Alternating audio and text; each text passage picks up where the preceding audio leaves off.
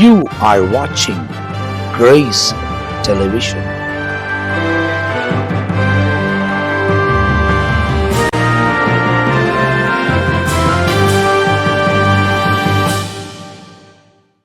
ஆண்டவரும் அருமை இரட்சகராக இயேசு கிறிஸ்துவின் நாமத்தினால் உங்கள் யாவருக்கும் எங்களுடைய அன்பின் வாழ்த்துக்களையும் ஸ்தோத்திரங்களை தெரிவித்துக் கொள்கிறோம்.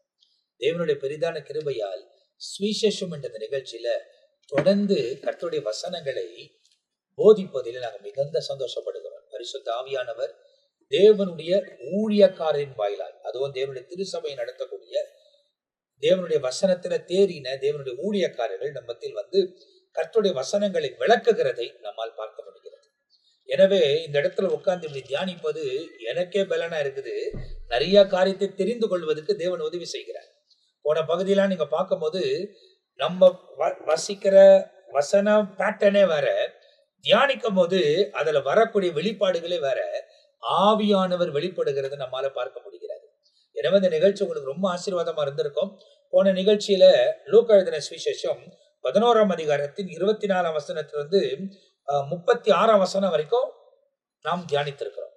இப்ப அதன் தொடர்ச்சியா தான் இந்த நிகழ்ச்சி உங்களுக்கு வழங்கப்படுகிறது. இதை பார்க்கக்கூடியவர்கள் இதுக்கு முந்தி போடப்பட்டிருக்கிற பகுதிகள் எல்லாம் நீங்கள் பார்ப்பீர்களானால் மத்தேயு, மார்க், இப்போது லூக்கா, இந்த 3 சுவிசேஷத்துல நாம் தியானித்து இப்போது 11ஆம் அதிகாரத்தின் மைய பகுதியில நாம் தியானித்துக் கொண்டிருக்கிறோம். இந்த பகுதியில கடைசியாய் 37ல இருந்து நாம் தியானித்து முடிக்க போகிறோம்.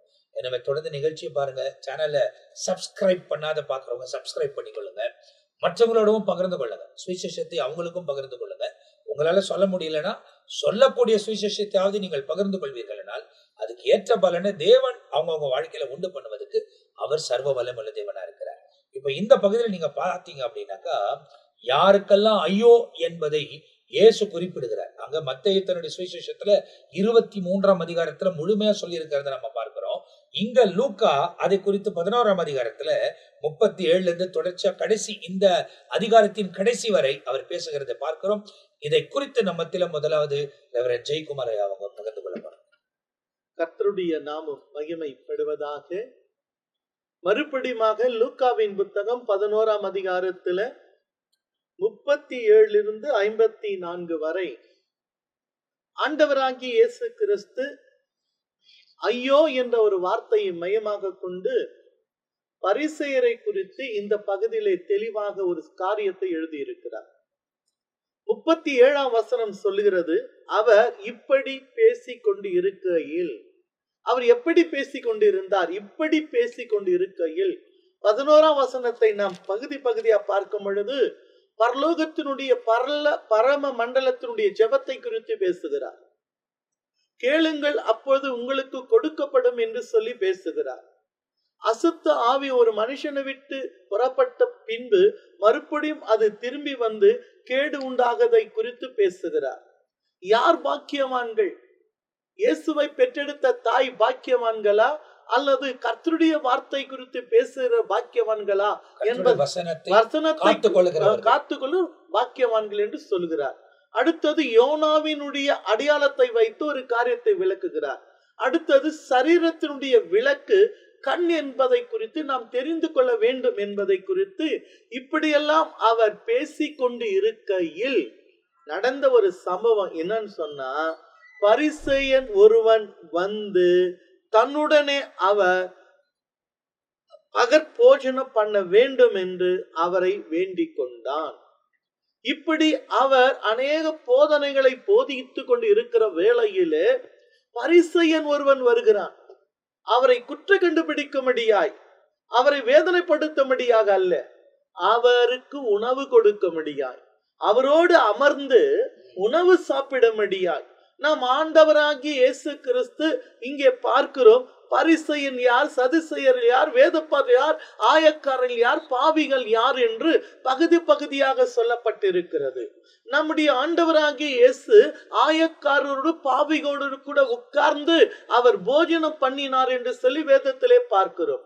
அப்படி இந்த பகுதியில பரிசேயரோடு கூட அவன் தன்னோடு கூட போஜனம் பண்ண வேண்டும் என்று அவரை வேண்டிக் கொண்டது நிமித்தமாக அவர் போய் பந்தி இருந்தார் என்று சொல்லி பார்க்கிறோம். 37ல நாம் வாசித்து பார்க்கும் அவர் போய் பந்தி இருந்தார். இதிலிருந்து நாம் தெரிந்து கொள்வது என்னென்றால், அவரை அழைக்கும் பொழுது அவர் நம்மோடு கூட வருகிறவர், அவர் நம் வீட்டுக்கு வருகிறவர். வேதத்திலே எத்தனையோ காரியங்கள் உண்டு. இயேசுவை தன் வீட்டுக்கு அழைத்து போனவர்கள் வீட்டிலே ஆசீர்வாதம் உண்டு, ரட்சிப்பு உண்டு, விடுதலை உண்டு. இயேசுவே நம்ம வீட்டின் தலைவராய் இருக்கிறார். அப்படிப்பட்ட தேவனாகி ஆண்டவராகி இயேசு பரிசேயன் தன்னோடு வீட்டுக்கு வந்து தன்னோடு கூட போஜனம் பண்ண வேண்டும் என்று வேண்டிக் கொண்டான். அவர் போய் பந்தி இருந்தார். ஆனா நடந்தது என்ன? 38ஆம் வசனம், அவர் போஜனம் பண்ணுவதற்கு முன் கை கழுவாமல் இருக்கிறதை பரிசேயன் கண்டு ஆச்சரியப்பட்டான். அப்போ யூதருடைய முறை, ஒரு முறை இருக்கிறது அவங்களுடைய கலாச்சாரத்தில். என்னன்னா, சாப்பிடுவதற்கு முன்பாக தங்கள் கரங்களையும் கால்களையும் அவர்கள் கழுவிக்கொள்ள வேண்டும். ஒரு வெளியே சென்று வீட்டுக்கு வரும்பொழுது கூட வாசப்படி அந்த சாடி இருக்கும். அதற்கு முறையின்படி அவர்கள் கைகளை கால்களை கழுவி கூட உள்ளே வர வேண்டும். இப்போது நம்முடைய நாட்டிலே ஒரு சில பகுதி, ஒரு சில குடும்பத்திலே அதை அவர்கள் பின்பற்றுகிறார்கள். ஒருவர் வெளியே போயிட்டு வந்தவுடன் வராரு, வீட்டுக்குள்ள வராருன்னா வாசப்படியில அந்த சாடியில ஒரு பெரிய பாத்திரத்தில் தண்ணி இருக்கும். அதை மொண்டு கைகளை கால்கள் கழுவிட்டு உள்ளே வருவார்கள். அது ஒரு முறை இருக்கு, நம் நாட்டிலே பார்க்க முடிகிறது. யூதருடைய முறையும் வாசப்படி சாடி இருக்கும், அதில் தண்ணீர் இருக்கும். அவர்கள் வெளியே போயிட்டு வந்தா கை கால்கள் அலம்பிதான் உள்ளே வரணும். அதே நேரத்தில் சாப்பிடுகிற பொழுதும் தன் கரங்களை கழுவித்தான் சாப்பிடும். ஆனால் இயேசு இந்த இடத்திலே ஒரு வித்தியாசமான காரியத்தை வெளிப்படுத்துகிறார். என்ன சொல்லனா, அவர் போஜனம் பண்ணுவதற்கு முன் கை கழுவாமல் இருக்கிறதை பரிசேயன் கண்டு ஆச்சரியப்பட்டார். இவர் யூதர், நமக்கென்று ஒரு முறை இருக்கிறது. நியாயப்பிரமாணத்தின்படி சாப்பிடுவதற்கு முன்பாக கரங்களை கழுவ வேண்டும். ஆனால் இவரோ கை கழுவாமல் என்ன செய்யறாரா?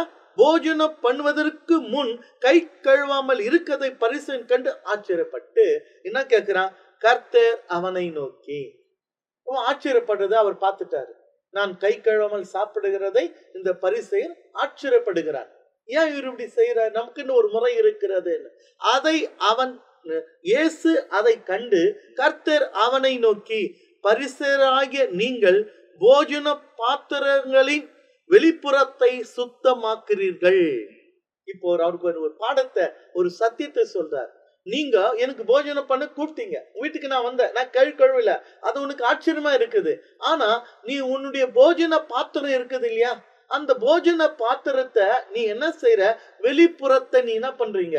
கழுவி சுத்தமாக்குறீங்க. இப்போ உங்களுக்கு ஒரு பாடம் கத்து கொடுக்கறது கூட அவர் கை கழுவாத வந்து உட்கார்ந்திருக்கலாம். நிச்சயமா ஏதோ ஒரு காரணம், நோக்கத்துக்காகத்தான் அந்த பரிசேயனுடைய உள்ளத்தை பார்க்கிறவர். மனுஷனும் முகத்தை பார்க்கிறார், கர்த்தரும் அவன் உள்ளத்தை பார்க்கிறார். அப்ப இவனுக்குடைய உள்ளத்தில் இருக்கிற ஒரு காரியத்தை தான் அவனுக்கு உணர்த்தும்படியாகத்தான் அவர் அந்த முறையை அவர் விடுத்து இது வேணான்னு சொல்லல, ஒரு காரியத்தை அவனுக்கு புரிய வைக்க வேண்டும் என்பதற்காக அவர் கை கழுவாமல் சாப்பிட்டு இருக்க கூடும். அப்ப என்ன நடக்குது? இப்ப அவருக்கு சொல்றாரு, கர்த்தர் அவனை நோக்கி, பரிசேயராகிய நீங்கள் போஜன பாத்திரங்களின் வெளிப்புறத்தை சுத்தமாக்குறீர்கள். அப்ப அவருக்கு சொல்றாரு, நான் கை கழுவாம சாப்பிடுறது நீ உனக்கு ஆச்சரியமா இருக்குது. ஆனா நீங்க என்ன பண்றீங்க? போஜன பாத்திரத்தினுடைய வெளிப்புறத்தை என்ன பண்றீங்க? வெளிப்புறத்தை நீ என்ன பண்றீங்க? பரிசேயராக நீங்கள் சுத்தமாக்குறீங்க.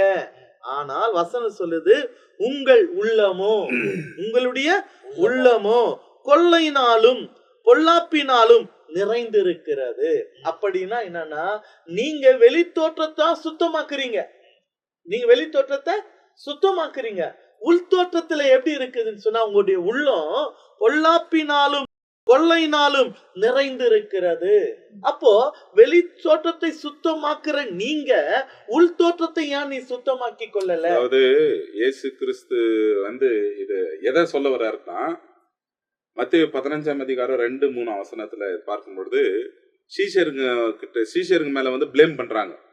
உம்முடைய சீடர்கள் முன்னோர்களின் பாரம்பரியத்தை ஏன் மீறி நடக்கிறார்கள், கை கழுவாமல் போஜனம் பண்ணுகிறார்களே என்றார்கள். இயேசுநாதுக்கு நான் பதில் கொடுக்கிறார்னா, அவர்களுக்கு அவர் பிரதித்திரமாக, நீங்கள் உங்கள் பாரம்பரியத்தினாலே தேவனுடைய கற்பனையை ஏன் மீறி நடக்கிறீர்கள்?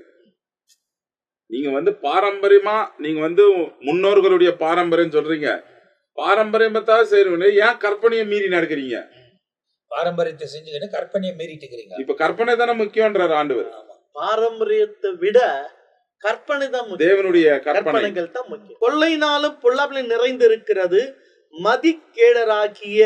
மதிக்கேடரே, வெளிப்புறத்தை உண்டாக்கினவர் உள்புறத்தையும் உண்டாக்கவில்லையோ?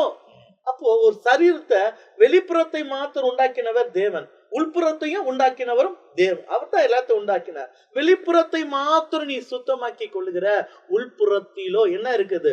பொல்லாப்பும் அசுத்தமும் கொள்ளையினால நிறைந்திருக்கிறது. வெளிப்புறத்தை மாற்றம் பார்த்து நீ கழுவிக்கொள்ளாதப்பா, உன் உள்புறத்தையும் கூட நீ நாக்கிக்கொள், சுத்தமாக்கி கொள். உங்களுக்கு அதனால உனக்கு ஒரு ஐடியா சொல்ற. என்ன சொல்றாருன்னா, உன்னை நீ சுத்தமாக்கி கொள்ளணும்னா ஒரு பிரமாணத்தை, ஒரு கற்பனை சொல்றாரு, ஒரு பிரமாணத்தை சொல்றாரு. உங்களுக்கு உண்டானவைகளில் பிச்சை கொடுங்கள், அப்போது சகலமும் உங்களுக்கு சுத்தமாய் இருக்கும். அப்போ உள்புறத்தை நீ சுத்தமாக்கி கொள்ளனா அதுக்கு எப்படின்னா கழுவணும். இப்ப அவங்க ஒரு ஐடியா சொல்றாரு, நீங்க பிச்சை போடு, உனக்கு உண்டானதெல்லாம் என்ன போடு, பிச்சை போடுங்கள், அப்போது நீங்க சுத்தமாவீங்க. அப்படின்னால் உங்களுக்கு இரக்க நெஞ்சம் இல்ல, 4 பேருக்கு நன்மை செய்ய உள்ளம் இல்ல. கிறிஸ்துவ மார்க்கத்தினுடைய அநேக போதனைகளிலே இந்த சிறியவன் ஒருவனுக்கு நீ எதை செய்கிறாயோ அதை நீ எனக்கே செய்கிறாய்.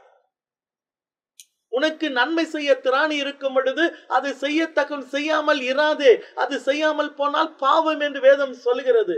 சிறியவன் ஒருவனுக்கு நீ எதை செய்கிறாயோ அதை நீ எனக்கே செய்கிறாய். அப்போ உள்புறத்தை சுத்தமாக்க வேண்டும் என்பதற்காக இந்த பரிசேயனுக்கு கற்றுக் கொடுத்த ஒரு பாடம் என்னன்னு சொன்னா, உனக்கு உண்டானவைகளில் நீ என்ன போடு, பிச்சை போடு, அப்பொழுது நீங்கள் சுத்தமாவீர்கள் என்று ஒரு போதனை சொல்றார்.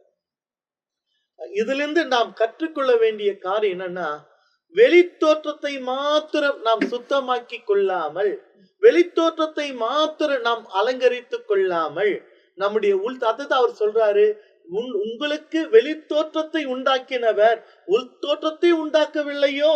நீ வெளித்தோற்றத்தை கை கழுவல, காலை கழுவல, தலையை கழுவல நீ சொல்லலாம். ஆனா உள்தோற்றத்தில் இருக்கிறதோ பொல்லாப்பினாலும் கொள்ளையினாலும் நிறைந்து, அதுவும் சுத்தமாக்கணும். அதற்காக ஒரு போதனையை அந்த இடத்தை அழகா கொண்டு, அன்பார்ந்தவர்களே, இந்த வார்த்தைகளை கேட்கிறேன்னா நீயும் சரி நாங்களும் சரி, வெளித்தோற்றத்தை நாம் உடைய அலங்காரம் என்று சொல்லலாம். உள்தோற்றத்தினுடைய பரிசுத்தமான காரியங்கள், நமக்கு தேவ பிள்ளைகளாய் இருக்கிற நமக்குள்ளே ஆவின் கனிகள் இருக்கணும். உண்மை, நீதி, நேர்மை, தாழ்மை, இச்சடக்கம், சாந்த குணம், அன்பு, இரக்கம் நமக்குள்ளே வெளிப்படணும். கிறிஸ்துவின் வாழ்க்கையிலே நமக்கு ஆவின் வரங்கள் எவ்வளவு முக்கியம், அதை விட மேலானது ஆவின் கனி நிறைந்ததான அந்த வாழ்க்கையில நாம் போகும்பொழுது அது ஆண்டவர் நமக்கு கற்றுக் கொடுக்கிறார். இல்லைன்னு சொன்னா நம்மை பார்த்து சொல்ற வார்த்தை ஐயோ. யாருக்கு ஐயோ? உள்புறம் சுத்தம் இல்லைன்னா உனக்கு ஐயோ. ஏன்னா உள்புறம் சுத்தமாக்கப்படாம பரலோகத்தில் போய் சேர முடியாது. அசுத்தமும் இச்சையும் உலக ஆசையும் உலக சிற்றமும் உள்ளே குடிக்கொண்டு இருந்தால் இந்த உள்ளம் எப்படி இருக்கணும்? சுத்தமா இருக்கணும். வெளித்தோற்றத்தை மாத்திரம் நாம் எல்லாத்தையும் போடுக வேண்டியதெல்லாம் கழுவி எல்லாத்தையும் அலங்கரித்துக் கொள்வது கிறிஸ்தவ வாழ்க்கை அல்ல. உள்தோற்றத்தையும் நாம் எப்படி வச்சுக்கணுமா? சுத்தமாக்கி கொள்ளணும். இப்ப இந்த இடத்துல பாத்தீங்கன்னா இந்த 17 வசனங்கள் 37 வசனம் தொடங்கி 54 வசனம் வரை தொடர்ந்து இவைகளை குறித்து தான் நமக்கு போதிக்கப்பட்டிருக்கிறது. ஒரு பகுதியை நம்ம மத்தியில ரெவரண்ட் ஜெயக்குமார் அவங்க பகிர்ந்து கொண்டாங்க. இதன் தொடர்ச்சியா நம்ம மத்தியில ஜான் பீட்டர் நம்ம மத்தியில பேச போறாங்க. இந்த காரியங்களை குறித்து நம்ம விவரமாய் இன்னும் கூடுதலாக அறிந்து கொள்ள போகிறோம். 42 முதல் 44 வரைக்கும் உள்ளதான ஒரு பகுதி. இதே பரிசேயரை பற்றிய உள்ள விஷயம்தான். பாஸ்டர் சொன்னது போல பொதுவா பரிசேயர்கள் என்ன பண்ணுவாங்க? பரியாசம் பண்ணுவாங்க, குற்றம் கண்டுபிடிக்கும்படி சுற்றி திரிவாங்க, ஏதாவது ஒரு பிரச்சனையில மாட்டிக்கொள்ளுவாங்கன்னு சொல்லிட்டு அதிலே கவனம் உள்ளவங்களா இருப்பாங்க. ஆனா இங்க ஆண்டவர் இயேசு ஊழியத்தின் பாதையில் ஒரு பரிசேயனை பற்றி சொல்றார். ஒருவர் அவன் ஒரு ஆரம்பத்துல நல்லவனை போல இருக்கிறான். ஆரம்பத்தில் நல்லவன் தான், அவன் உள்ளமோ சரியில்லை. என்னன்னு சொன்னா, சாப்பிடுறதுக்கு கூப்பிட்டாச்சு, சரி சந்தோஷமா கொடுக்கணும். அந்த அவர்கள் இருக்கிற அந்த காரியத்துல உள்ளத்துல வச்சுக்கிட்டு கை கழுவுறாரு என்னன்னு பார்க்கலாம். இதெல்லாம் கொஞ்சம் விளக்கமா கேட்டுட்டோம். அப்படிப்பட்ட ஒரு அழைப்பில் நல்ல எண்ணம் தான். இந்த போதகர் நம்ம வீட்டுல சாப்பிடட்டும், ஐக்கியப்படட்டும், நல்லது அப்படின்னு. ஆனா அவன் உள்ளத்துல யோசிக்க ஆரம்பிக்க கை கழுவாம அப்படிங்கிற. அதற்கு தான் இப்போ அன்றைக்கு ஒரு மனுஷனின் ஒரு சிந்தனை, ஒரு வார்த்தைக்கு நிறைய விளக்கத்தை கொடுக்கிறாரு. அனைத்து பரிசேயர்களும் பக்குவம் அடைய வேண்டும்.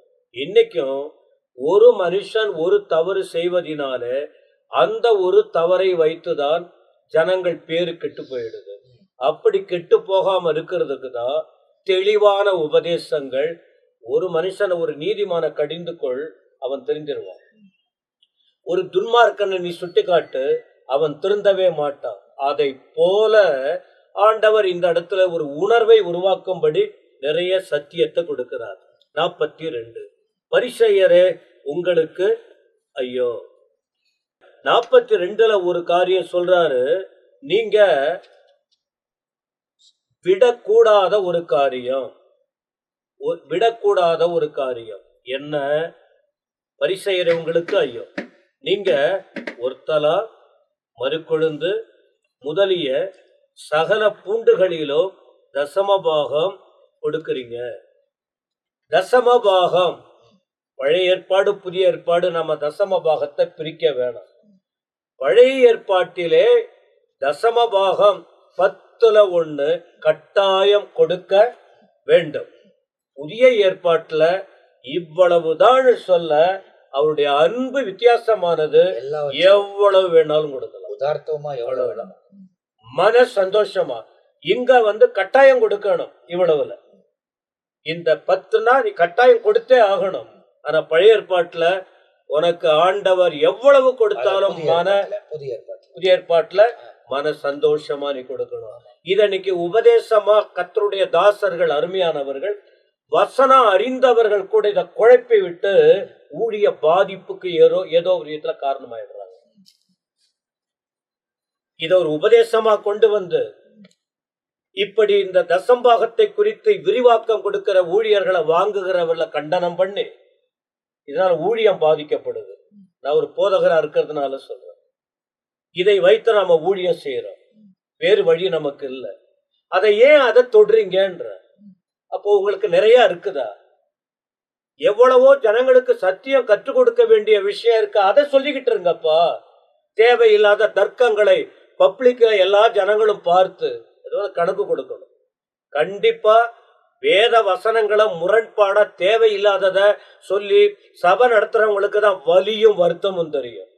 சபை நடத்துறவங்களுக்கு இதனால நிறைய ஊழிய பொறுப்புகள் இருக்கு. நம்ம பொய் சொல்ல முடியாது. அதனால என்ன சொல்ற, தசம பாகமா பழைய ஏற்பாட்டின் ஒழுங்கு, புதிய ஏற்பாட்டுல நீ போட்டு குழப்பிக்கிட்டு இருக்காத. அது இதனால சபையின் வளர்ச்சிக்கு ஒரு காரியம் இருக்கிறது. இப்ப என்ன சொல்றாருன்னா, நீ தசமபாகம் கொடுக்கணும், இதை அவங்க கை கொள்றாங்க. ஆனால் தசமபாகம் கொடுப்பதோடு கூட இன்னொரு காரியமும் செய்யணும். நான் கொடுக்கிற 10ல் 1 கொடுக்கிறேன், நான் 10ல் 1 கொடுக்கிறேன்னு சொல்லிட்டு வெறும் பொருளை மட்டும் கொடுக்காம, அதுக்கு தெளிவா சொல்றாரு, வெறும் பூண்டுகளை மட்டும் கொடுக்காம, காய்களை மட்டும் கொடுக்காம, கனிகளை மட்டும் கொடுக்காம, இன்னும் ஒண்ணு இருக்கு. தெய்வீகம் என்ன தெரியுமா? நியாயம், தேவன். நீ எல்லாம் கொடுக்கறன்னு சொல்லிட்டு நியாயம், அங்க என்ன சொல்றாரு, நியாயத்தையும் எல்லாத்தையும் கொடுத்துட்டு நீ அநியாயம் செஞ்சு கொண்டிருந்தேன்னா, அதான் அப்ப நீ அநியாயம் செய்கிற, நியாயம் பண்ணு, நியாயம். இதுதான் நீ தசம்பாகம் கொடுப்பதிலும் அர்த்தம் இருக்கு, நியாயம். 2வது தேவ அன்பு, இது தெய்வீகம். தசமபாகத்தை விட நியாயமும் அன்பும் முக்கியம். அதனாலதான் இதை தெளிவா சொல்றாரு. இதை விட்டுட்டீங்களே, நீ தசமபாகமும் கொடுப்பா, இது உங்ககிட்ட இருக்கணும். இதை வச்சுதான் நான் சொல்றேன். இதை ஒரு விகற்பமா போதித்து ஜனங்களை குழப்ப வேணாம். அப்ப ஆண்டவர் இந்த பரிசேயருக்கு கொடுக்கிற 42ஆம் வசனத்துல ஒரு உபதேசம் என்ன? எல்லாத்தையும் செய். 43ல ஒரு உபதேசத்தை கொடுக்கிறார். என்ன தெரியுமா? விருப்பத்தை தெரிவிக்கிறார். பரிசேயர்களின் விருப்பம் என்ன? பரிசேயர்களின் விருப்பம் முக்கியத்துவத்தை நாடுவது. நான் மேல உட்காரணும், என் புகழ் வரணும், என்ன ஜனங்க மதிக்கணும், அது இல்ல. இது மேலோட்டமானது. இந்த விருப்பம் உனக்கு இருக்கக்கூடாது. உன்னை தாழ்த்தி ஒப்பு கொடுக்கணும். நீ உன்னை எவ்வளவு கீழே ஒப்பு கொடுக்கணுமோ பெருமைக்கு இடம் கொடுக்காத. இப்ப பரிசேயருக்குள்ள இருக்கிற ஒரு உணர்வு என்ன? பெருமையின் ஆவி. அப்ப இன்னைக்கு நிறைய பேர் 10 சேர் போட்டிருந்தா அவன் மட்டும் என்ன அங்க உட்காருறது, இது வந்து அளவுக்கு மீறி மோசமாயிருக்கு. ஆனா உள்ளத்துல தாழ்மை போல நான் இருக்கிறேன். ஆனா அந்த சேர்ல அப்படியே சுத்தி பார்ப்போம், ஃபர்ஸ்ட் அங்கதான் உட்காரணும்னு. லாஸ்ட்ல உட்காருப்பா, கர்த்தர் உன்னை முன்னாடி உட்காரணும்னா கர்த்தரை கொண்டு வருவார். என் கண்ணால பாக்குறேன், நல்லா உபதேசம் பண்றாங்க, சரி ஸ்தோத்திரம். பரிசேயரின் ஆவி, பெருமையின் ஆவி உனக்கு இருந்துதான் நீ ஒரு பரிசேயன் தான். மூணாவது ஒரு காரியம் சொல்றாரு, என்ன தெரியுமா? அறியாமல் வாழ்ந்து கொண்டிருக்கிறாய், அறிந்ததை போல செய்யற, அறியாம வாழ்ந்துகிட்டு இருக்கிற. என்ன தெரியுமா? நீ நடக்கிற நட என்ன தெரியுமா? கல்லறைக்கு மேல போய்கிட்டு இருக்க. ஆனா கல்லறைக்கு கீழே எலும்பு சதைய நாற்றங்களோ அருவறுப்புகள் இருக்கு, அது உனக்கு தெரியாம இருக்கு. நீ மேலோட்டமானதையே பிடித்து கொண்டு குற்றம் கண்டுபிடித்து வாழ்ந்து கொண்டு இருக்கிறாய். ஆனால் உனக்குள்ளே, உன் செயல்களுக்குள்ளே, உன் நடை உடைகளுக்குள்ளே, உன் வாழ்க்கையின் எல்லைக்குள்ளே தேவன் அருவருக்கும் அருவருப்புகள் இருக்கு. அதை கண்டுபிடிச்சு வெளியே வா. அது இல்லாம இந்த கை கழுவுற விஷயத்துக்கு ஒரு பெரிய பொருட்டா நினைக்கிற. மத்திய 23, 27, 28 பார்த்தீங்கன்னா நீயே ஒரு கல்லறையா இருக்கிற, நீ ஒரு கல்லறை அப்படியெல்லாம் சொல்லப்பட்டிருக்கு. எனவே இந்த 3 வசனத்துல 3 காரியம் என்ன? எதை செய்யணும் அதுல கவனமாறு. 2வது உன் விருப்பம் பெருமையா தாழ்மையா, கவனமாறு. 3வது அருவருக்கும் காரியம் உங்ககிட்ட இருக்கா, கண்டுபிடித்து அருவருப்பை விட்டுடு, தெளிவோடு வாழ் என்பது இந்த 3 வசனத்துக்குள்ள பார்க்கிற விஷயம். இந்த 17 வசனங்களில் தொடர்ச்சியா நம்ம ஒவ்வொரு வசனமாய் பார்த்து கொண்டு வருகிறோம். தொடர்ந்து நம்ம மத்தியில முதலாவது ரெவரண்ட் ஜெயக்குமார் ஐயா பேசினாங்க, இப்போ ஜான் பீட்டர் ஐயா பேசினாங்க. அடுத்தது நம்ம மத்தியில இதன் தொடர்ச்சியை ரெவரண்ட் மெல்கிசேதேக் ஐயா நம்ம பகிர்ந்து. இந்த வசனங்களிலே நாம் பார்க்கும் பொழுது இந்த பரிசேயர்களும் இவங்க வந்து நியாய சாஸ்திரிகளும் தேவனாலே கண்டிக்கப்படுகிறார்கள். அவங்க வெளிப்படையான அடையாளத்தை தேடுகிறார்கள். இந்த 44 வசனத்துல நான் பார்க்கும் பொழுது, மாயக்காரராகிய வேதப்பாரகரே பரிசேயரே உங்களுக்கு ஐயோ, மறைந்திருக்கிற பிரேத குழிகளை போல் இருக்கிறீர்கள். அவைகள் மேல் நடக்கிற மனுஷனுக்கு அவைகள் தெரியாதிருக்கிறது என்றார். இப்ப பாருங்க, வேத பாரகரம் மாயக்காரரையும் பார்த்து ஆண்டவர் சொல்றாரு, பரிசேயரை பார்த்து மறைந்திருக்கிற பிரேத குழிகளை போல நீங்கள் இருக்கிறீர்கள். மத்தேயுல சொல்லும்போது என்னன்றார்னா, நீங்கள் வெள்ளை அடிக்கப்பட்ட கல்லறைகள். அப்போ கல்லறைக்குள்ள அசுத்தம் இருக்கிறது, எலும்பு இருக்கிறது, பிரேதம் இருக்கிறது, நாற்றம் இருக்கிறது. ஆனா வெளிப்புறத்துல நல்லா பெயிண்டிங் அடிச்சு பார்க்கறதுக்கு ஜெகஜோதியா இருக்கிறது. நீங்கள் செய்கிற காரியம், உங்களுடைய பாரம்பரியம் பார்ப்பதற்கு வெளி தோற்றத்துக்கு நல்லா இருக்குது, ஆனா உள்ள ஆவலமும் அசுத்தமா இருக்கிறது அப்படின்னு சொல்லு. ஏன் இது சொல்றாங்கன்னா, என்னாகமம்ல 19ஆம் அதிகாரம் 16ஆம் வசனத்துல பார்த்தீங்கன்னா, எதெல்லாம் தீட்டு, இவங்க வந்து எதெல்லாம் வந்து தீட்டு நினைச்சுக்கிறானுங்க பரிசேயர் வேத பாருங்க. வெளியிலே பட்டயத்தால் வெட்டுண்டவனையாவது, செத்தவனையாவது, மனித எலும்பையாவது, பிரேத குழியாவது தொட்டவன் எவனும் 7 நாள் தீட்டுப்பட்டிருப்பான். இப்ப இவங்களோட மைண்ட் எல்லாம் என்ன? செத்தவனை வெட்டுண்டவனை இப்படி தொட்டா 7 நாள் தீட்டு, இவன் புறம்பாக்கப்பட வேண்டும். ஆண்டவனா நீயே தீட்டா இருக்கிறடா அப்படின்னு சொல்லி ஆண்டவர் சொல்றார். உடனே இதை சொன்ன உடனே அப்பொழுது நியாய சாஸ்திரிகளில் ஒருவன் அவரை நோக்கி, போதகரே, நீ இப்படி சொல்லுகிறதினால் எங்களையும் நிந்திக்கிறீரோ என்றான். இப்படி நீங்க சொல்றதுனால எங்களையும் சேர்த்து நீங்க நிந்திக்கிறீங்களா?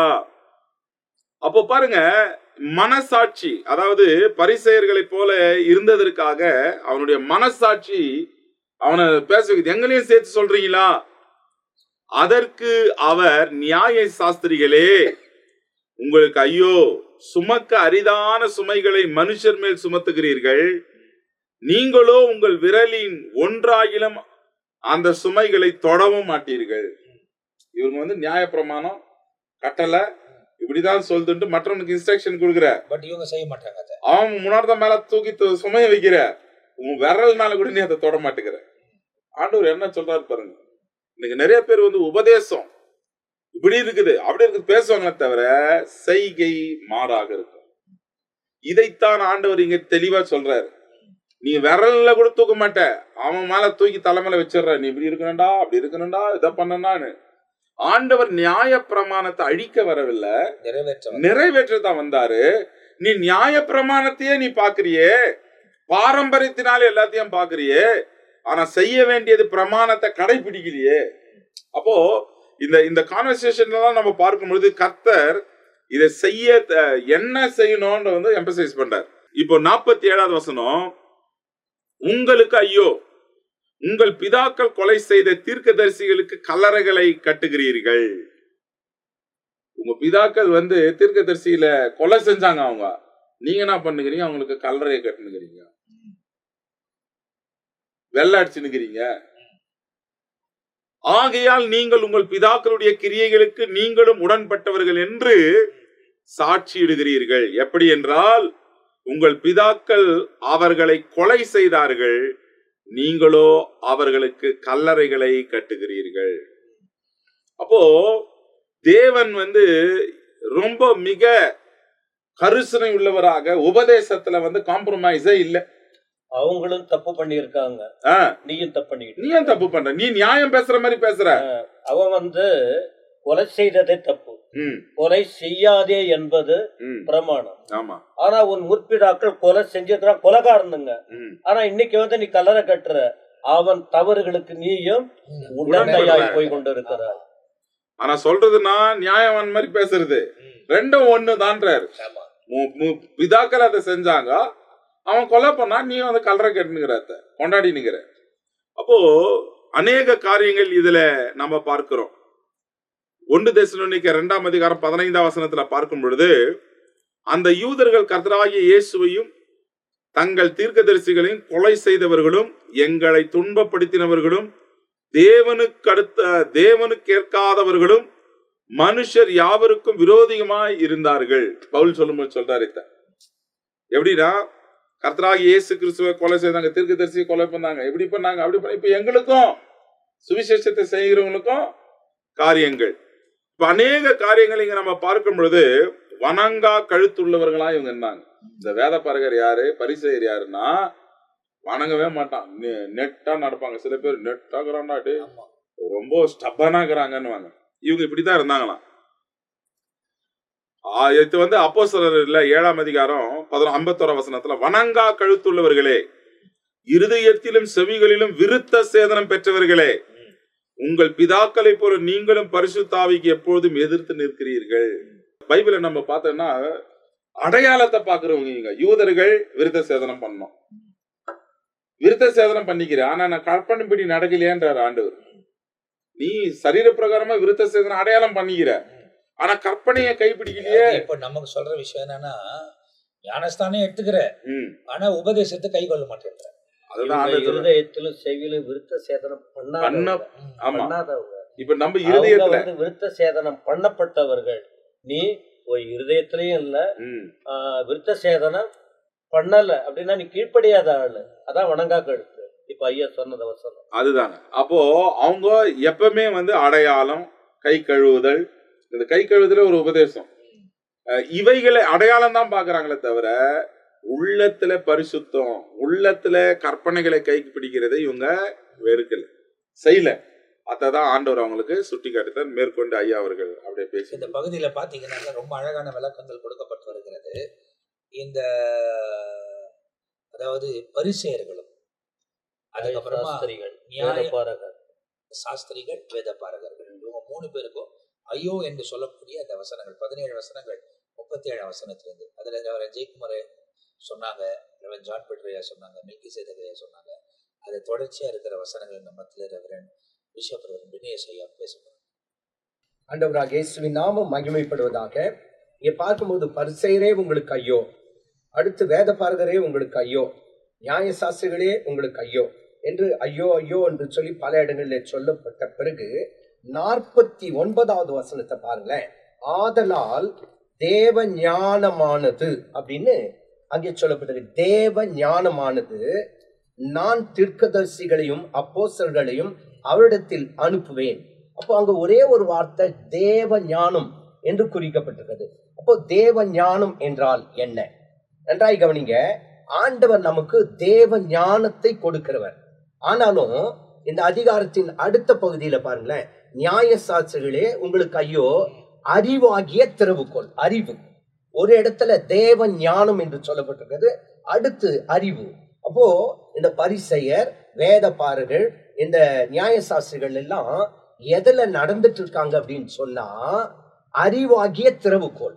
அப்போ ஆங்கிலத்திலே பார்க்கும்போது இங்கே 49வது வசனத்தை பாருங்களேன். தேவ ஞானமானது, அது ஆங்கிலத்தில் எப்படி இருக்கு? The wisdom of God. Wisdom of God. அப்போ தேவனுடைய ஞானம். ஆனா அதுக்கு அடுத்து நியாயசாஸ்திரிகளுக்கு சொல்லும்போது அறிவாகிய திறவுகோல். அங்க என்ன சொல்லப்பட்டிருக்கு? Key of knowledge. அப்போ இதுல ரெண்டு வித்தியாசத்தை ஆண்டவர் தெளிவா காட்டுறாரு. என்னன்னு கேட்டா, இவங்க அறிவுல தான் நடக்கிறாங்களே ஒழிய ஞானத்துல என்ன செய்யல.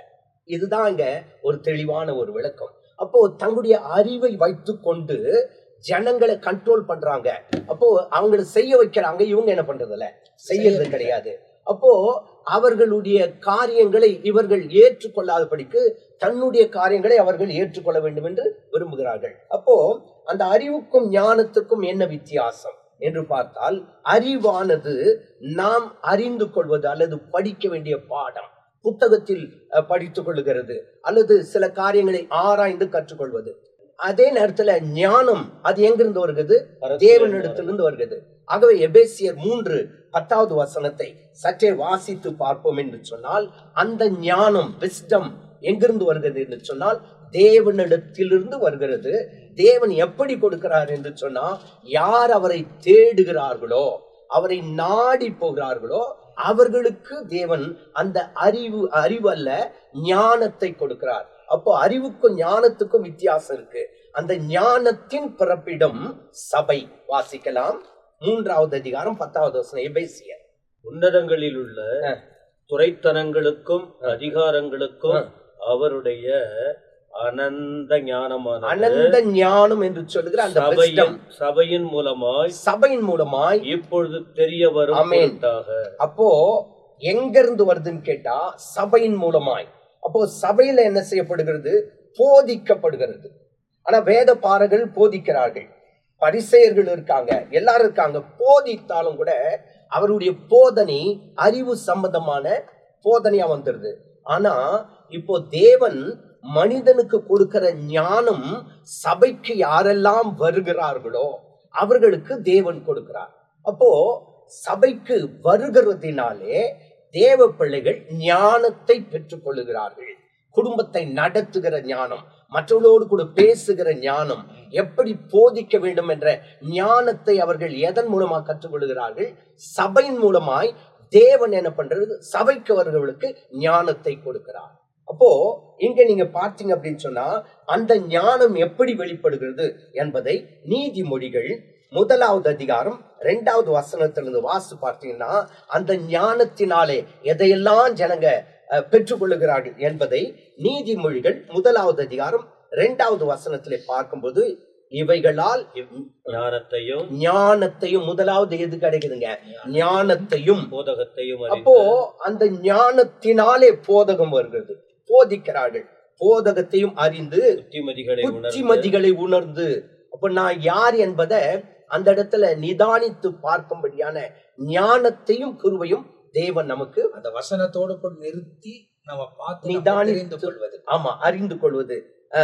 நிதானத்தின் புத்திகளையும் உணர்ந்து விவேகம் நீதி நியாயம் நிதானம் என்பவளை பற்றிய உபதேசத்தை அடையலாம். அப்போ இதெல்லாம் எங்கிருந்து வருதுங்க?